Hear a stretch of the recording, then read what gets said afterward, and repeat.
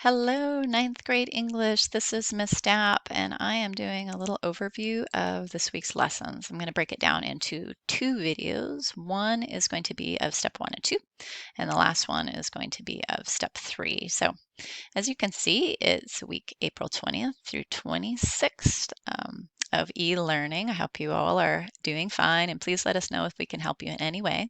We can do individual Zoom tutorials, which I love to do because it's one-on-one and I can understand what you are missing and you can fully understand and let me know whether you've got it and can move forward with assignments.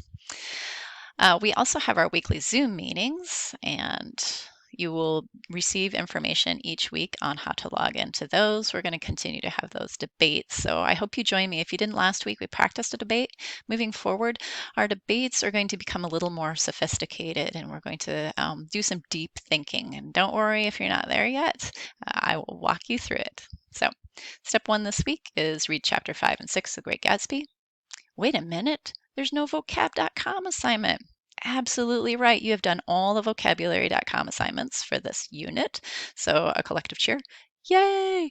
And I hope that the understanding of those words helps you really appreciate The Great Gatsby a little differently, a little better. So let's look. Step 2. Add to your Toulmin method debatable claim. Last week we started working on an organizer that helped you set up the framework for this really clear and logical argument. So, why would we continue with a qualifier and a conclusion?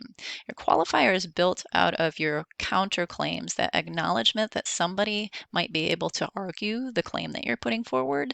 And it shows that you as a writer are unbiased because you've considered other perspectives and you still find that your claim is one worth arguing about.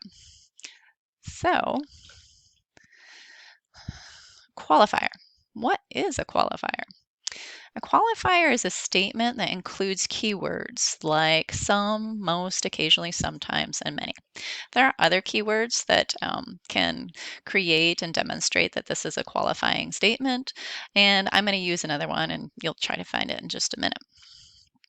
I think at this point, though, it might be really good for you to go ahead and have your organizers out and ready. So place them side by side and you'll be able to show how these all flow together, starting at your debatable claim. And I have my debatable claim organizer that I filled out on the left-hand side, and on the right-hand side is your new blank one. You can see mine's filled out, but that's because I've worked on it and I have an exemplar created for you.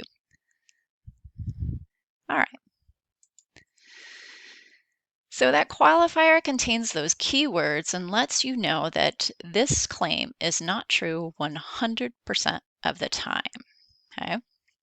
Again, this sets you up as an unbiased thinker because you are not lying. If you say something is true 100% of the time, we are going to worry about you because almost nothing is true 100% of the time for 100% of the people. So let's look at this first advertising qualifier. Hearing aids help most people. All right, the writer here is recognizing that hearing aids won't help every person, but most people. And that's probably based on some studies that they've done. The next one that I have is not exactly a qualifying. It's something called a reservation, but it still helps you show that that statement is not correct 100% of the time, or in this case, it leaves it open to something that might change in the future. Unless there is evidence to the contrary, hearing aids do no harm to ears. So right now we think they do no harm to ears, and something might come up in the future that tells us differently, and we're just leaving that option open. Now, from your qualifying statement, we are going to create a conclusion, and I'll walk you through that as well. But let's go back to our graphic organizers set up side by side. So I wanted to remind you about my debatable claim. My debatable claim is about Jordan. She should hold herself, her own lifestyle and actions to the same high moral standards she holds others. That's what I wrote she should do, and that's what I want her to do. Um, There are counterclaims that people might take to my claim, and one of them is that she already has high moral standards. And this is displayed, you could say, in a few different ways. One of which is she is a renowned athlete, so she must have worked hard, which is a kind of a virtue. Let's see.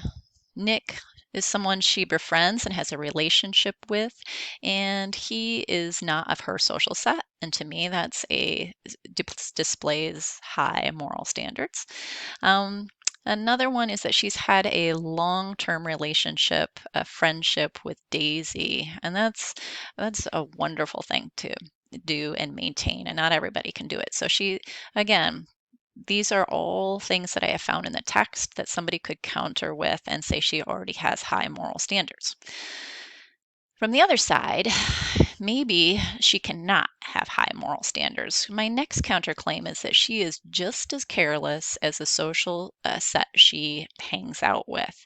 Do you remember how she left a borrowed car out in the rain? Potentially, she lied about where her golf ball was set during that tournament. And let's see, seems like there are a few other things that you could pull for that. So those are my two counterclaims. She already has high moral standards, and she cannot have high moral standards. So my qualifier that I wrote for this is Jordan should hold herself to the same high moral standards she holds others, and she often appears to through her actions and relationships. So did you hear that? Often she appears to. Not 100% of the time, but often. Good. Jordan also exhibits some evidence that she is content to be as morally bereft as her elitist peers. So that's my qualifiers that um, she does not do this 100% of the time. Okay. And so my conclusion will be Jordan should hold herself to the same high moral standards she holds others, and she often appears to. Though there's evidence in the novel that she already has high moral standards and contrary evidence that she may be too influenced by her social standing and her circle of peers.